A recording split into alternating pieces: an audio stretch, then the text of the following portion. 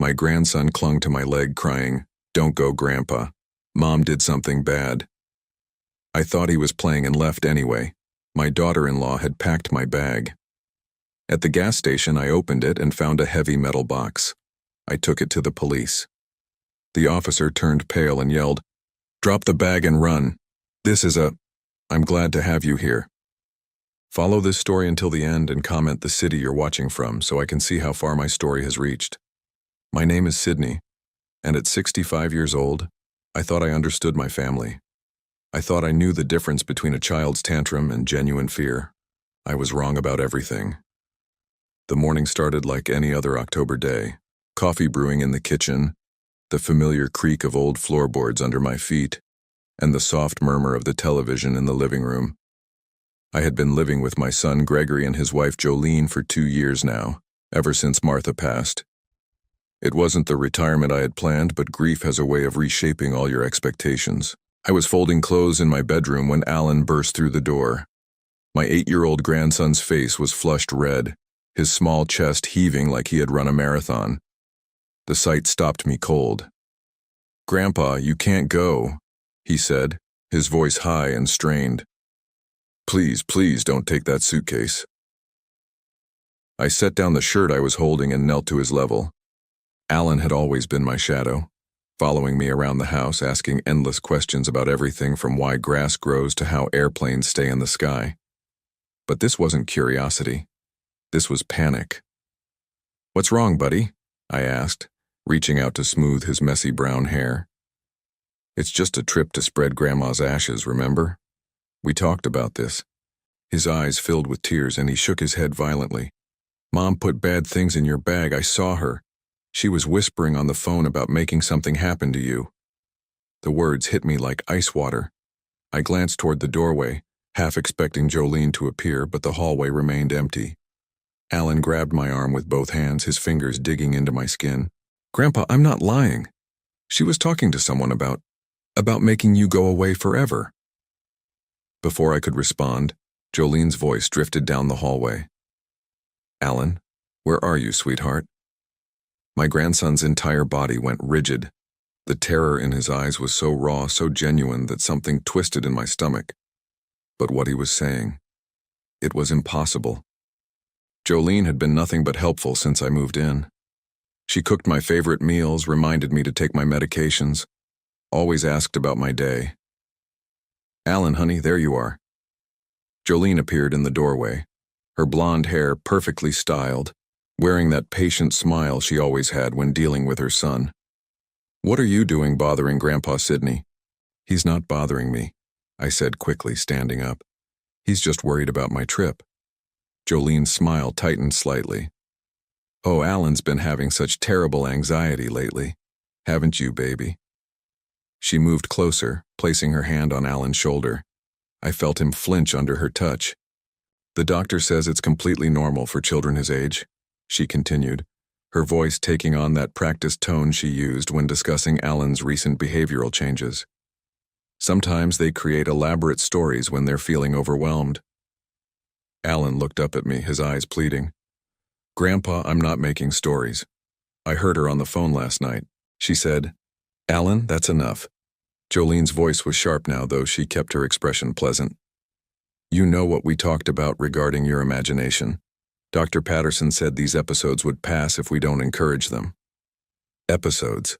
The word sat wrong with me. 3 months ago, Alan had been a normal, happy kid. Then suddenly there were doctor visits, new medications, hushed conversations between Gregory and Jolene about behavioral issues and anxiety disorders. I watched as Jolene knelt down and pulled a small pill bottle from her pocket. "Time for your morning medicine, sweetie." "I don't want it," Alan whispered, but he was already reaching for the pill she placed in his palm. "It helps with the worried feelings, remember?" Jolene's voice was saccharine sweet as she handed him a glass of water. "Dr. Patterson says you need to take it every day so the scary thoughts go away." Something about the way she said scary thoughts made my skin crawl. I watched Alan swallow the pill with the resigned compliance of a child who had learned that resistance was futile. "There's my good boy," Jolene said, kissing his forehead. "Now, Why don't you go play in your room while Grandpa finishes packing? And remember what we discussed about bothering people with silly stories." Alan nodded, but his eyes never left mine. As he walked past me toward the door, he whispered so quietly I almost missed it. "Please don't go, Grandpa. Something bad will happen." Then he was gone, leaving me alone with Jolene and the heavy silence that followed. "I'm so sorry about that," Jolene said, her voice returning to its normal, concerned tone. "The medication takes a while to work, and until then his imagination just runs wild. Gregory and I are doing everything we can to help him through this difficult phase." I nodded slowly, but something felt off. The timing bothered me. Alan's problems had started right around the time I mentioned wanting to take this trip to scatter Martha's ashes. "You know," Jolene continued, moving toward my open suitcase on the bed, "I was thinking I should help you pack. Men never remember the important things, and it's supposed to rain where you're going." "That's kind of you, but I can manage," I said, stepping closer to my bag. But Jolene was already rearranging my clothes, her movements quick and efficient. "Nonsense. It's the least I can do. You've been so good to us, letting us take care of you after Martha's passing." She folded my sweaters with practiced precision. "Besides, I want to make sure you have everything you need for such an important trip." I watched her hands move through my belongings, organizing and reorganizing.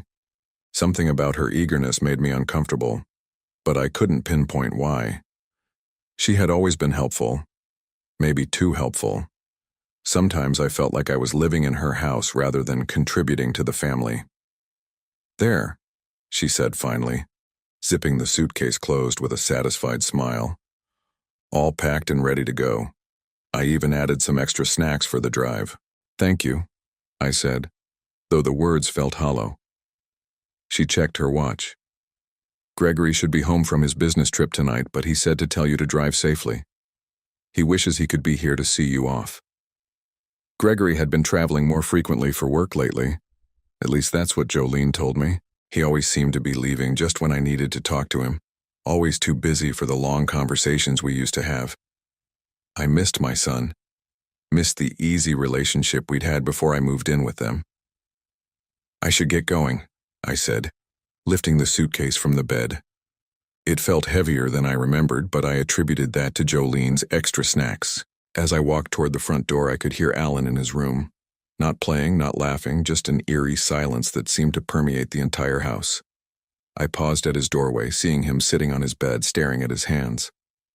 "Bye, buddy," I called softly. "I'll be back in 3 days."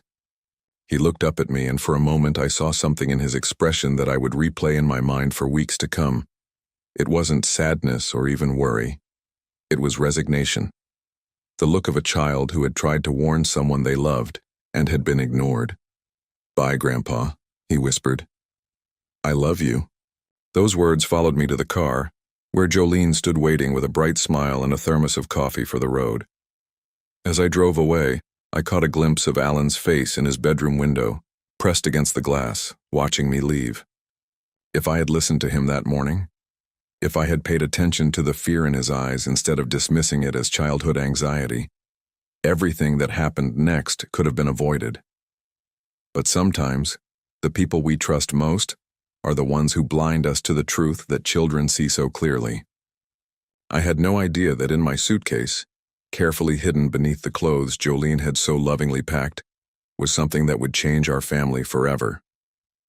The drive to Blue Ridge Lake usually took 3 hours, but I had planned to take my time, making stops along the way to process what I was about to do. Spreading Martha's ashes felt like the final goodbye I hadn't been ready for when she passed. Even 3 years later, part of me still expected to find her waiting in our old kitchen when I came home. I had driven for about an hour when my stomach started bothering me. The coffee Jolene had given me tasted bitter, leaving an odd aftertaste that lingered no matter how much water I drank. I pulled into a small gas station off Highway 35, one of those family-owned places that still had full service and a friendly wave from the owner. The October air was crisp, carrying the smell of burning leaves and the promise of winter. I filled my tank and decided to reorganize my suitcase, maybe grab some antacids from inside the station. My stomach was churning in a way that had nothing to do with grief. I popped the trunk and unzipped my bag, looking for the small travel pharmacy I always carried. Martha used to tease me about it, calling me her walking drugstore. But after 65 years, you learn that a little preparation goes a long way.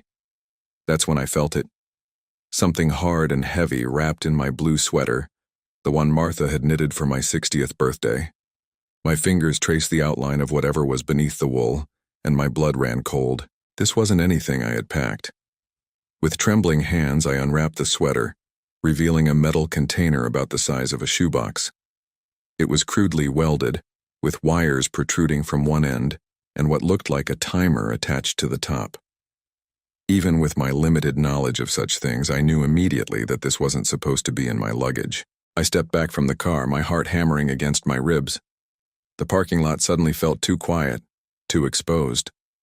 A few other customers were pumping gas, going about their normal Saturday routines, completely unaware of what I had just discovered.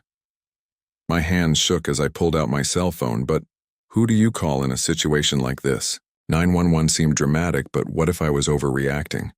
What if this was some kind of elaborate joke, though I couldn't imagine who would find this funny or why?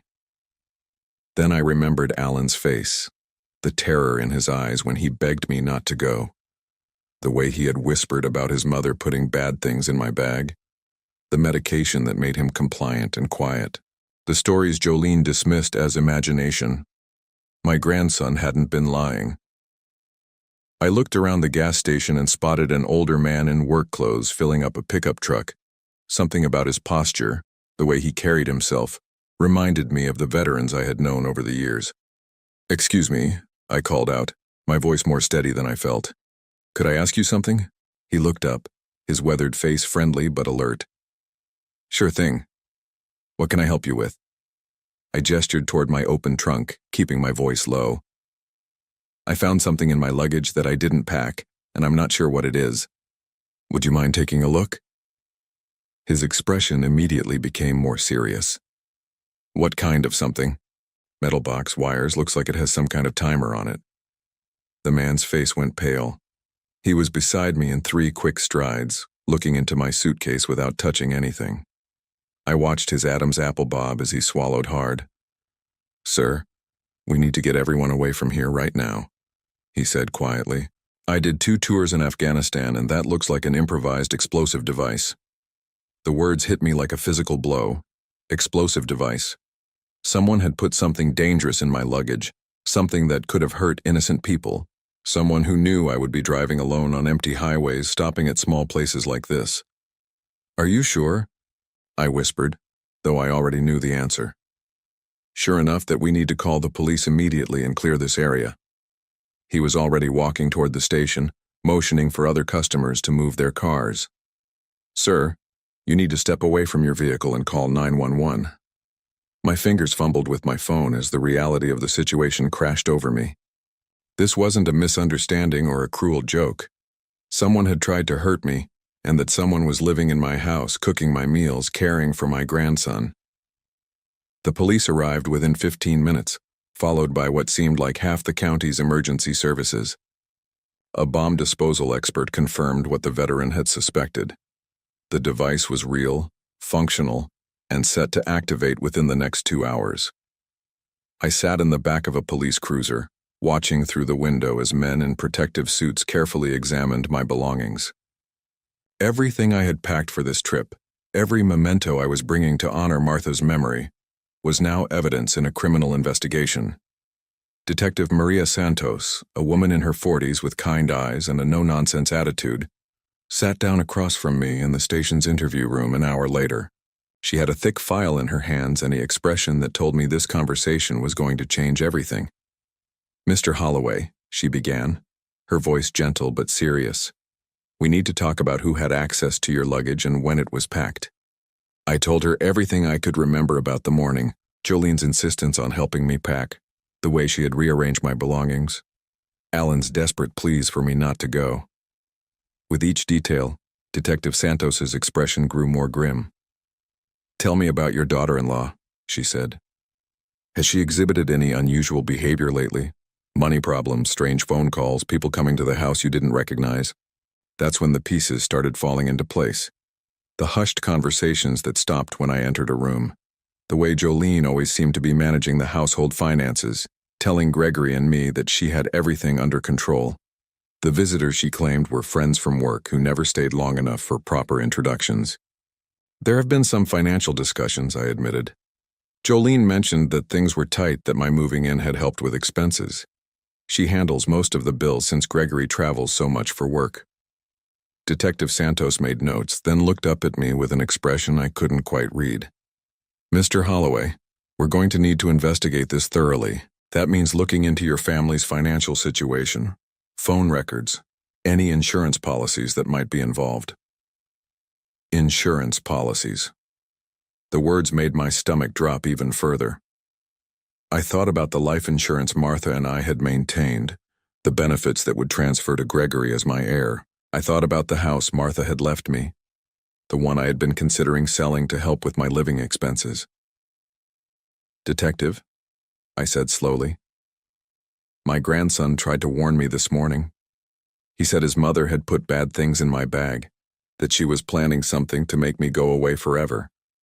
We thought he was having anxiety issues, imagination problems. She leaned forward. Has the child been exhibiting other signs of distress? Changes in behavior, sleep problems, regression in any areas? He's been on medication for anxiety for the past 3 months, I said. His mother says he's been having episodes making up stories. But now you're wondering if he was telling the truth all along. I nodded, feeling sick. If someone was willing to do this to me, what might they do to a child who was trying to expose them? Detective Santos closed her file and stood up. Mr. Holloway, we're going to need you to stay away from your son's house until we can investigate this properly. Is there somewhere safe you can stay? I thought about Alan, probably wondering where I was, maybe being told that I had decided not to come back. I thought about Gregory, who was supposed to return from his business trip tonight to find his father missing and his wife under investigation. But mostly I thought about my brave little grandson who had tried to save my life and hadn't been believed by the one person who should have protected him. Detective, I said, my voice stronger than it had been all day. I want to help you catch whoever did this, and I want to make sure my grandson is safe. She nodded. We're going to do everything we can, Mr. Holloway, but I need you to understand that this investigation is going to turn your family's life upside down. I looked out the window of the police station at the darkening sky, thinking about Alan sleeping in a house with someone who was capable of unthinkable things. Someone who had been trusted with the care of the people I loved most. Detective, I said quietly, my family's life was already upside down. We just didn't know it yet. I spent that night in a hotel room 30 miles from home, staring at the ceiling and trying to process everything Detective Santos had told me. The investigation was moving quickly, she said, because the evidence was so clear. Phone records, financial documents, digital trails that painted a picture I never could have imagined. But it wasn't until the next morning, when she called to ask me to come back to the station, that I learned just how deep the deception ran. Mr. Holloway, Detective Santos said, gesturing for me to sit down across from her desk. We've uncovered some information about your daughter-in-law's activities that you need to know about. She opened a thick folder and pulled out several documents. Bank statements, printouts of online transactions, and what looked like insurance paperwork. The sight of it all made my stomach turn. Jolene has been living a double life, the detective began. For the past 18 months, she's been involved in online gambling. High-stakes poker games, sports betting, cryptocurrency investments that went bad. She's accumulated debts totaling approximately $150,000. The number hit me like a physical blow. $150,000. That was more money than Gregory made in 2.5 years. How had she hidden something like that? But that's not all, Detective Santos continued. She's been systematically taking out loans and credit cards using your personal information and Gregory's. She forged signatures, used your social security number, created false documents showing income that doesn't exist. I felt dizzy. How is that possible? I never signed anything. Identity theft is easier than most people realize, especially when the perpetrator has access to all your personal documents. She pulled out another sheet of paper. This is a life insurance policy taken out on you 6 months ago. $500,000 with Jolene listed as the primary beneficiary. My hand started shaking. But Gregory is my son. He should be. That's what we thought too. But look at this signature. She pointed to the bottom of the page. It was supposed to be mine, but the handwriting was slightly off, the way someone writes when they're copying rather than signing naturally. She forged my signature multiple times. Insurance policies, loan applications, even a will that would have superseded any existing estate planning you've done. Detective Santos leaned back in her chair. Mr. Holloway, if her plan had worked, Jolene would have inherited everything. Your pension, your wife's life insurance payout, the house Martha left you, everything. I thought about Martha's house, the little blue cottage we had shared for 37 years. The one I had been considering selling to help with expenses, to contribute more to Gregory and Jolene's household. The house that held every memory of my marriage, every moment of happiness I had built with the woman I loved. There's more, the detective said gently. We've been monitoring phone calls and discovered that Jolene has been in contact with several individuals with criminal backgrounds. Loan sharks, essentially. People who don't accept late payments or excuses. You mean she borrowed money from dangerous people? Exactly. And when she couldn't pay them back, they started threatening her family. Your family. Detective Santos pulled out a transcript of a phone call. This conversation took place 3 nights ago, the night before you were supposed to leave for your trip. I read the words on the page, and each one made me feel sicker. I told you I'll have the money by Monday. No, I can't get it from my husband. He doesn't know about any of this. Yes, I understand what happens if I don't pay. I have a plan, okay? There's going to be an accident this weekend, and the insurance will cover everything. She was planning to use I couldn't finish the sentence. Yes. And she had been setting up the situation for months. Isolating you from your son, making sure Gregory was traveling more frequently, establishing a pattern of your declining mental health. What do you mean, declining mental health? Detective Santos pulled out medical records. Jolene has been taking Alan to a psychiatrist, claiming that you've been having episodes of confusion, memory loss, inappropriate behavior around the child. She was building a case that you were becoming unstable, possibly dangerous. The room started spinning. But that's not true. I've never. We know. Alan's therapist, Dr. Margaret Chen, contacted us this morning. She said she had been concerned about the inconsistencies in Jolene's reports versus what she observed during her sessions with Alan. Children don't lie about fear, Mr. Holloway. Dr. Chen could see that Alan was terrified, but not of you. He was scared of his mother. Yes. And when Dr. Chen started asking more direct questions about the home environment, Jolene suddenly decided that Alan no longer needed therapy. She canceled all future appointments 2 weeks ago. I buried my face in my hands. All those months of watching Alan become more withdrawn, more anxious, more compliant. The medications that made him sleepy and quiet. The way he would flinch when Jolene entered the room. Detective, I said, looking up. My grandson has been trying to protect me this whole time, hasn't he? She nodded. Children see things adults miss because they're not clouded by assumptions about who people are supposed to be. Alan knew his mother was planning something terrible, but every time he tried to tell someone, he was dismissed as anxious or imaginative. Where is he now? Is he safe? He's with Child Protective Services temporarily. We couldn't leave him in the house while we executed the search warrant. Gregory was contacted at his hotel in Chicago and is driving back as we speak. Gregory. My son, who had been manipulated just as much as I had, who thought he was married to a woman struggling with financial stress, not someone capable of elaborate schemes and dangerous plans. How much does Gregory know? I asked. We spoke with him briefly over the phone. He was. Shock doesn't begin to cover it. He had no idea about the gambling, the debts, the forged documents. He thought Jolene was managing their finances responsibly. Detective Santos closed the folder and looked at me with something like sympathy. Mr. Holloway, there's something else you need to know. When we searched your house this morning, we found evidence that Jolene has been drugging you. Drugging me? Small amounts of sedatives in your coffee, your food. Nothing that would be immediately noticeable, but enough to make you more compliant, more trusting, less likely to question things that seemed off. I thought about all those mornings when I felt unusually tired, the afternoons when I couldn't quite focus on conversations, the way I had started accepting Jolene's explanations for things without pushing back. I had attributed it to aging, to grief, to the normal adjustments of living in someone else's home.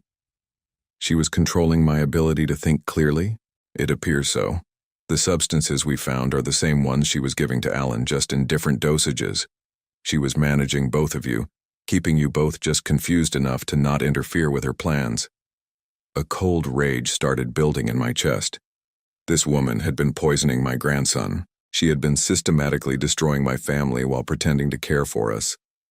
And she had almost succeeded. "Detective Santos," I said, my voice steadier than I felt. "What happens now?" "Now we arrest Jolene Patterson on charges of attempted harm, fraud, identity theft, and child endangerment. The district attorney believes we have enough evidence for a conviction that will put her away for a very long time." I thought about Alan, probably scared and confused, wondering where everyone was, and why his world had suddenly changed. I thought about Gregory driving through the night to come home to a reality he never could have imagined. "When can I see my grandson?" "We're hoping to arrange that later today.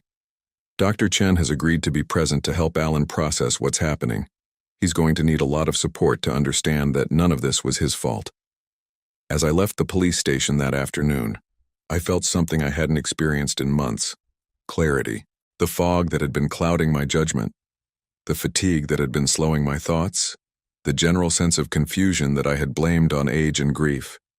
All of it had been artificially induced by someone I had trusted. But more than that, I felt a fierce determination to make things right for Alan. My brave little grandson had tried to save my life, and in return I was going to make sure he never had to live in fear again. The truth was finally coming to light, but I knew the hardest part was still ahead of us.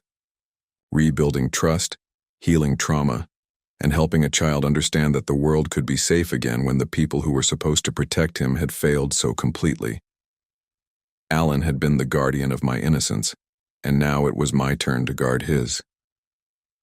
The Child Advocacy Center was nothing like I had expected. Instead of sterile government offices, it looked more like someone's comfortable home, with soft couches, warm lighting, and children's artwork on the walls. Dr. Margaret Chen met me at the entrance, a gentle woman in her 50s with kind eyes behind wire-rimmed glasses. "Mr. Holloway," she said, extending her hand, "Alan has been asking for you constantly. He's been very worried about whether you're safe." The words broke something inside me. Even after everything he had endured, my grandson's first concern was for my well-being. "How is he? Has he been able to sleep?" "He's been anxious, but not in the way his mother described in our previous sessions. This is situational anxiety, completely normal given what he's been through. The child I've been working with these past few months is nothing like the troubled boy Jolene depicted." Dr. Chen led me down a hallway lined with cheerful artwork. "I need to prepare you for what you might see and hear today. Alan has been carrying some very heavy secrets, and now that he feels safe to tell the truth, everything is going to come out." She paused outside a door painted to look like a rainbow. "He's been drawing pictures while we've been talking. Sometimes children express things through art that they can't say with words." When the door opened, Alan looked up from a small table where he was coloring.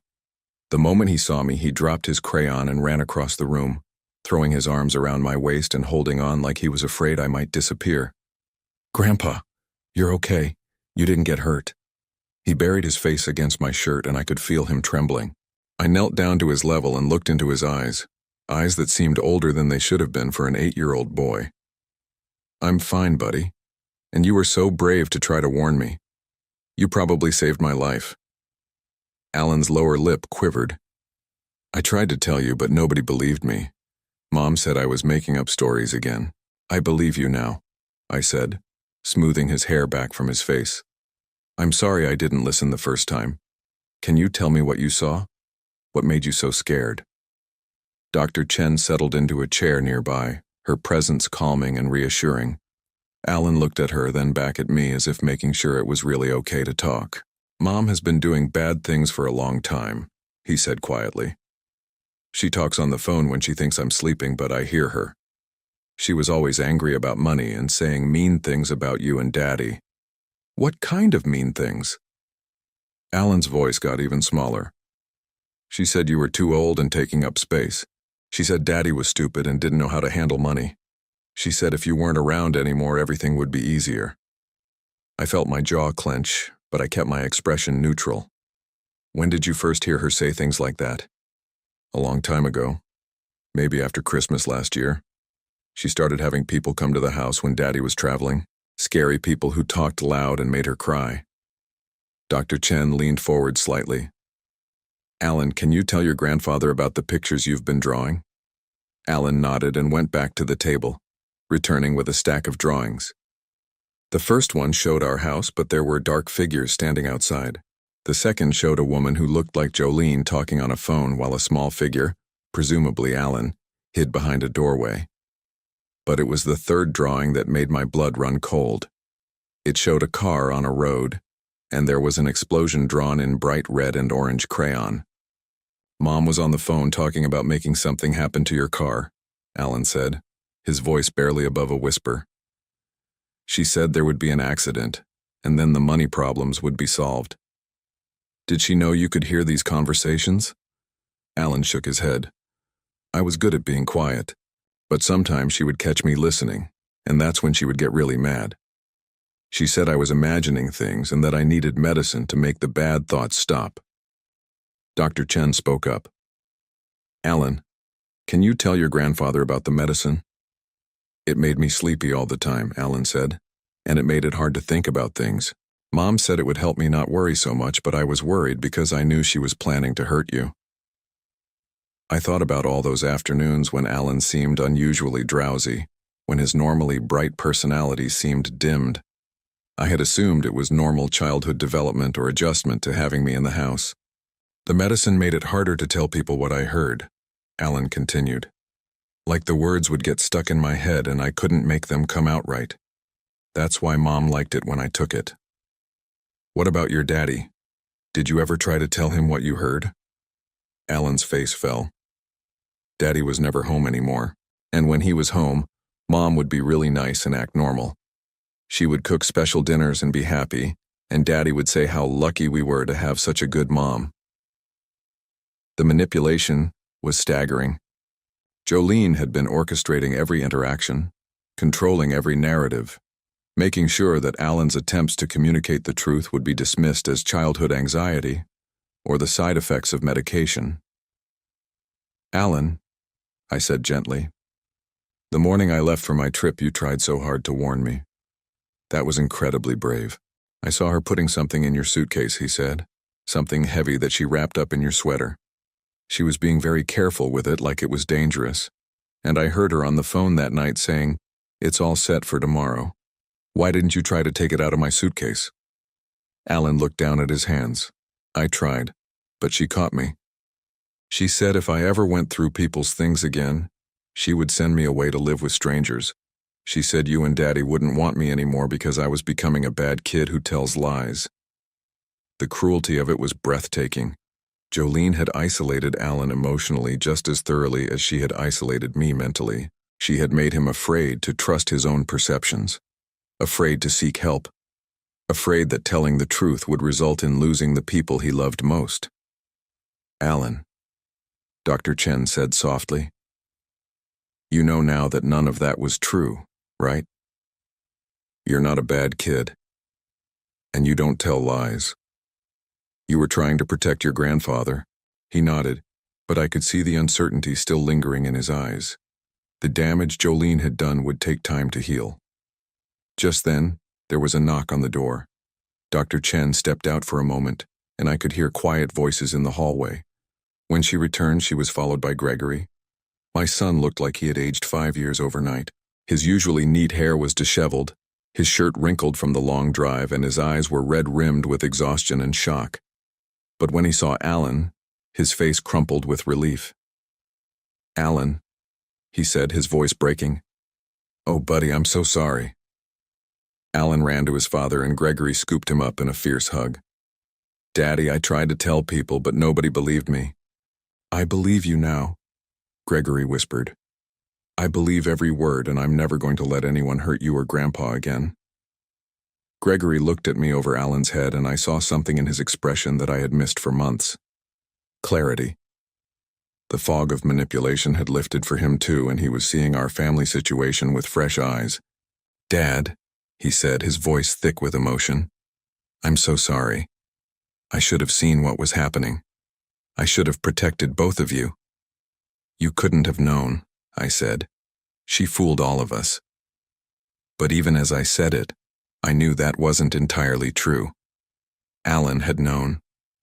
Children have an intuition that adults often lose, an ability to sense danger even when they can't articulate what they're feeling. Dr. Chen cleared her throat gently. "I think this is enough for today. Alan has been very brave, and he needs some time to process everything that's happening. But I want you both to know that he's going to be okay. Children are resilient, and with the right support, he'll recover from this."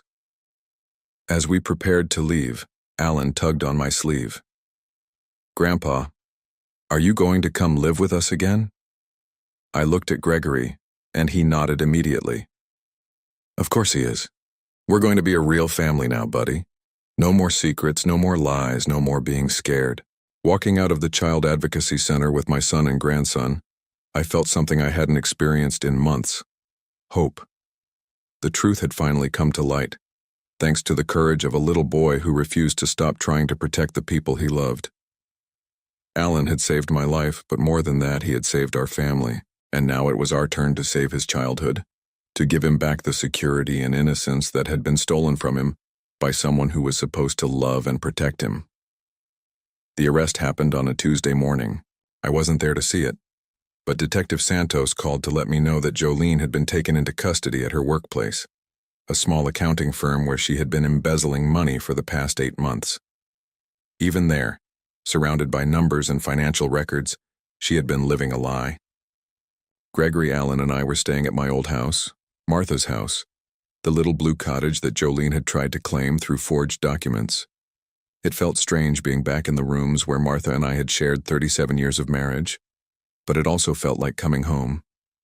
Alan had taken immediately to the place, exploring every corner with the curiosity that had been suppressed for so long. "Grandpa, why do you have so many pictures of Grandma Martha?" he asked that morning, standing in front of the mantel where dozens of photographs chronicled our life together.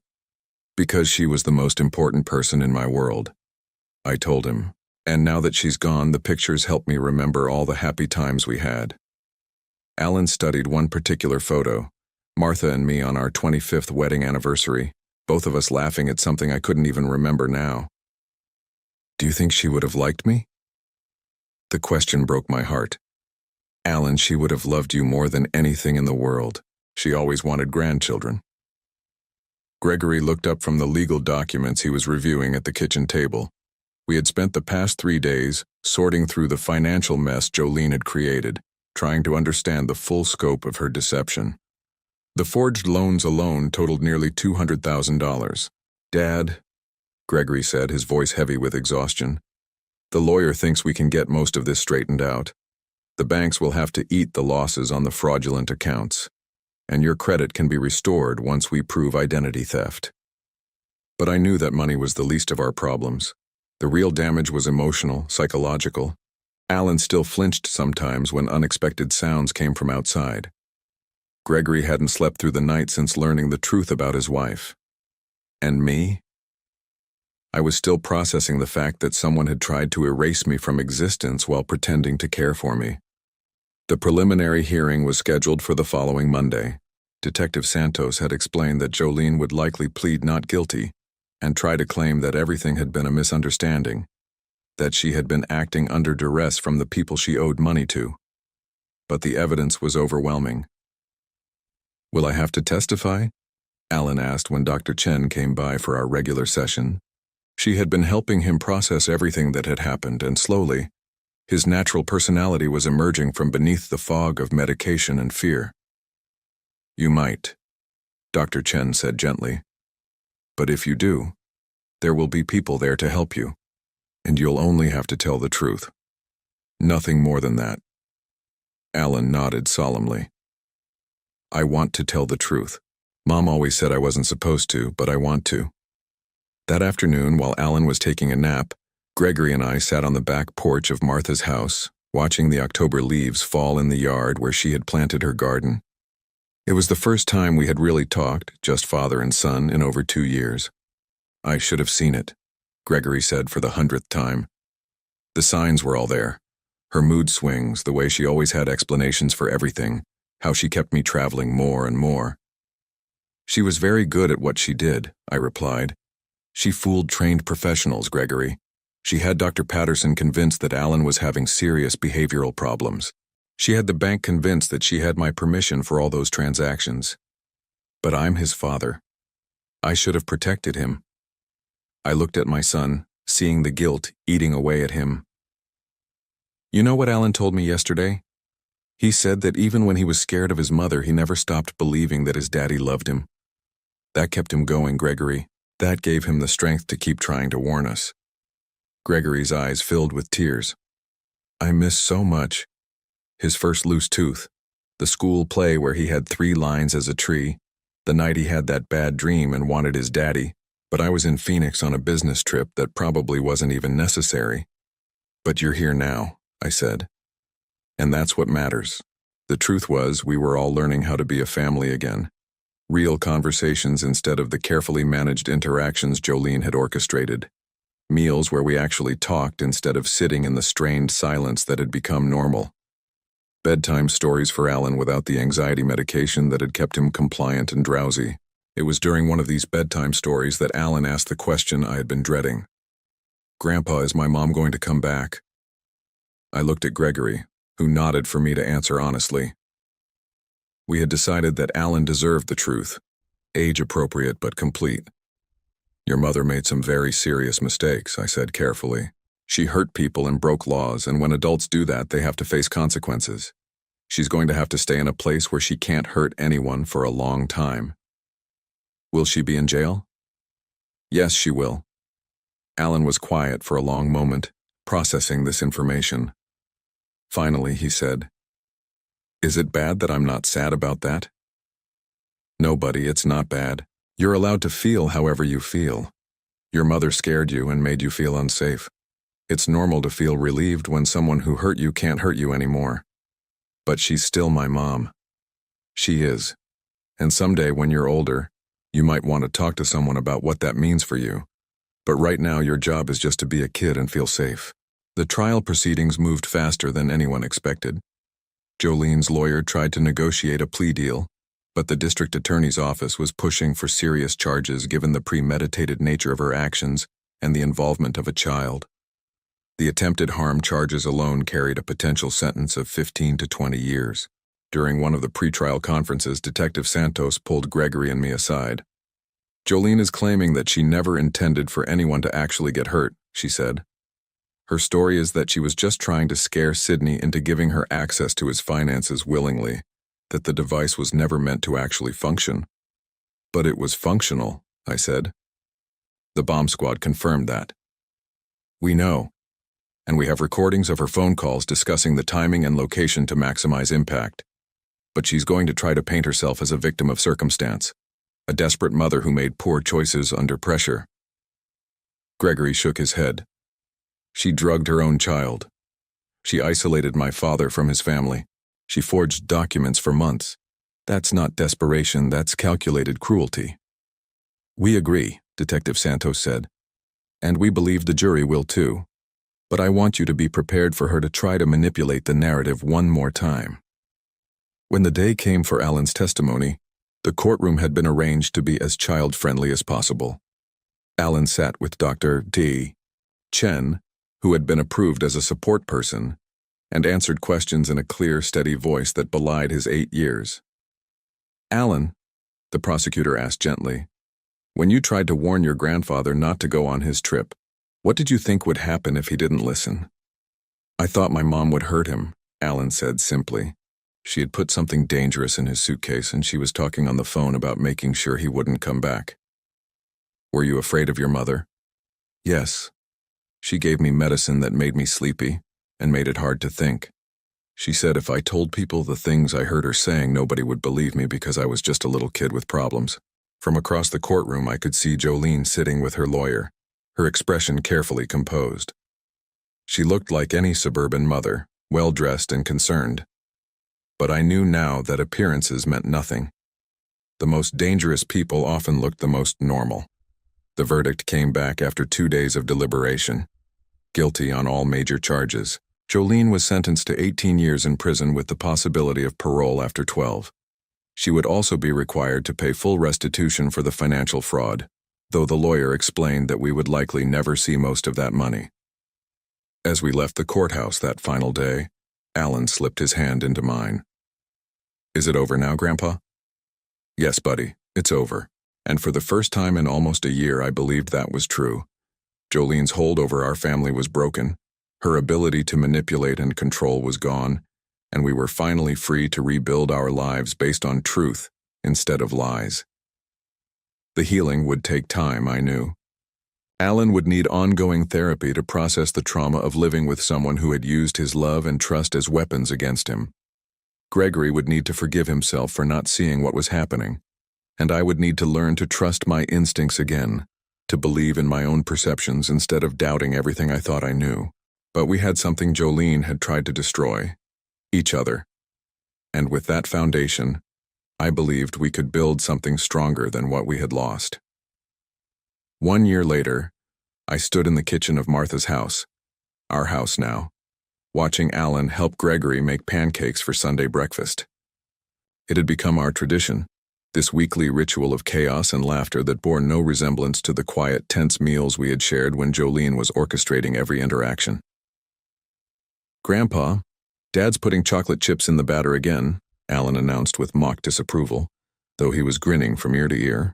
It's Sunday, Gregory defended himself, flour dusting his shirt. Sunday pancakes are supposed to be special. Alan had grown 3 inches in the past year and gained back the bright curiosity that medication had dulled. His laugh came easily now, and the shadows that had lived behind his eyes were gone. Doctor, Chen said his recovery had been remarkable. But I knew the truth. Children heal when they feel safe, and Alan finally felt safe. Gregory had changed too. He had quit the traveling sales job that had kept him away from home so much. A job that Jolene had encouraged him to take to keep him away from what was really happening in his own house. Now he worked for a local construction company, home every evening for dinner and bedtime stories. Dad, he had said one evening a few months after the trial, I want Alan to grow up knowing that his father is present, not just providing. I miss too much already. We had all learned to be present in ways we never had before. Real conversations over meals. Alan's homework spread across the kitchen table while Gregory and I helped with math problems and spelling words. Family movie nights where we actually watched the movie instead of sitting in separate rooms with our own screens.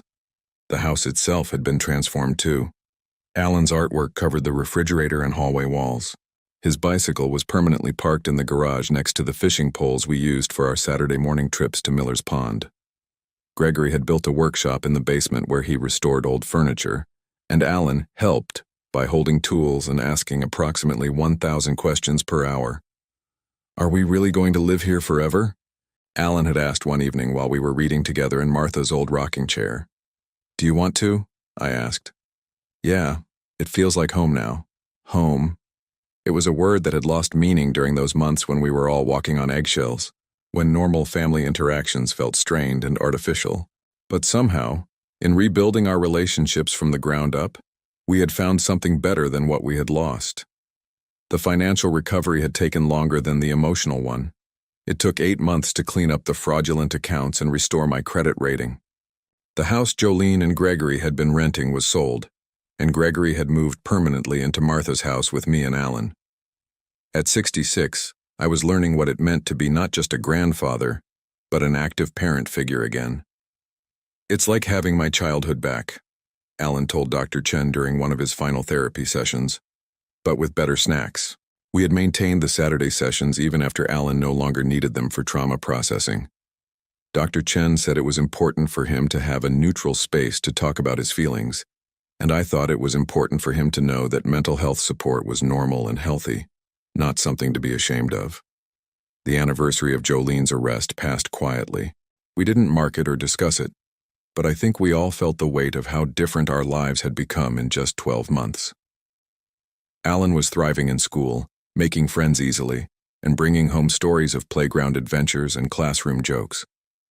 Gregory was coaching Alan's little league team and attending every school event he had missed during the years of business travel. And me?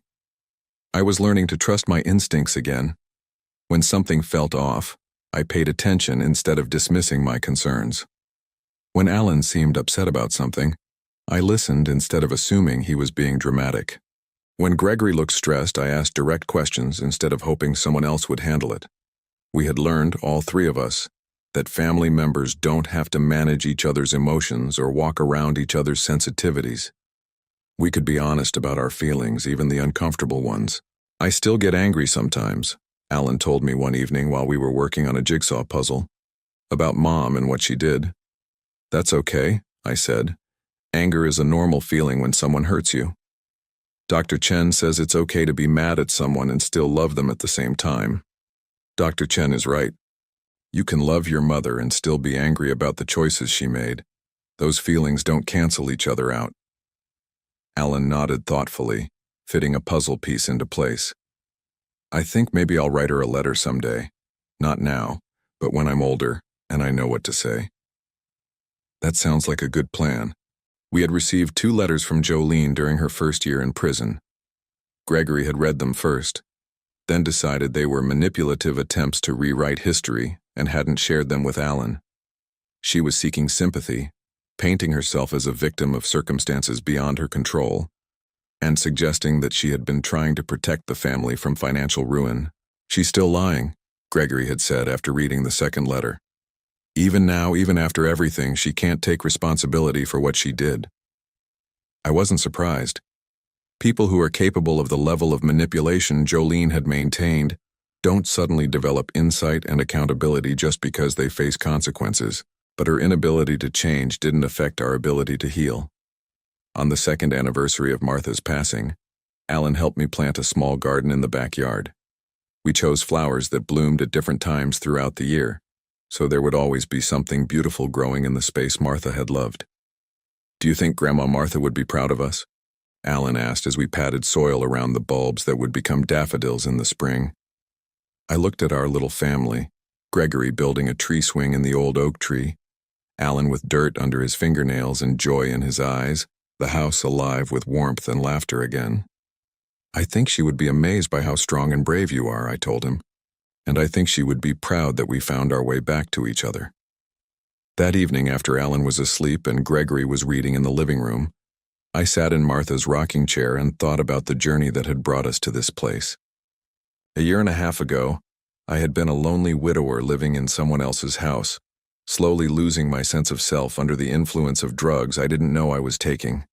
Alan had been a frightened child whose attempts to protect his family were dismissed as behavioral problems. Gregory had been a man so manipulated that he couldn't see the truth about his own wife and son. Now we were something none of us had expected to become. A family unit that worked. Not perfect, not without occasional disagreements or difficult moments, but honest, and safe, and real. Alan's courage had saved us all. His refusal to stop trying to warn me, even when it cost him dearly, had ultimately exposed the truth that set us free. He had been the guardian of my innocence, protecting me from dangers I couldn't see. And in return, Gregory and I were determined to guard his childhood and make sure he never had to carry such heavy burdens alone again. As I prepared for bed that night, I found a note Alan had left on my nightstand. Grandpa, thank you for listening to me when it mattered. Love, your grandson Alan.